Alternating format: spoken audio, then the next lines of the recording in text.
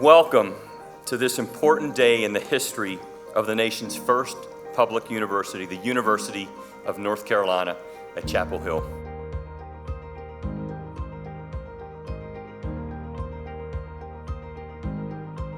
Our university has a history and a campus landscape that has often excluded important voices. And today, we're taking one step forward to learn and teach something different.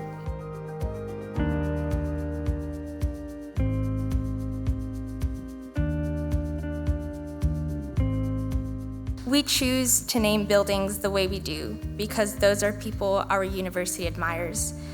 This renaming is one way that we take a step forward, and it is one way we uphold people who all students on our campus can look up to.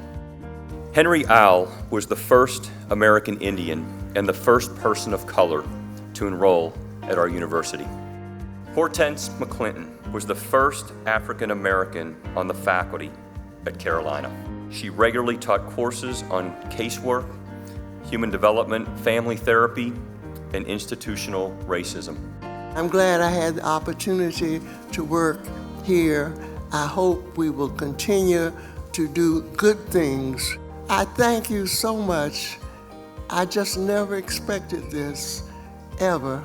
And I appreciate it. I appreciate the committee. And I appreciate seeing you, and I wish I had time to talk to each and every one of you.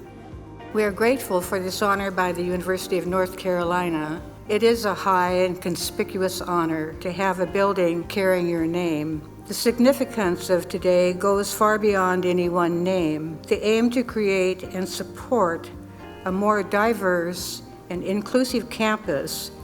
We are on a journey as a campus to be more inclusive and welcoming. We are not done yet, and today is just a start in our effort to diversify our campus landscape.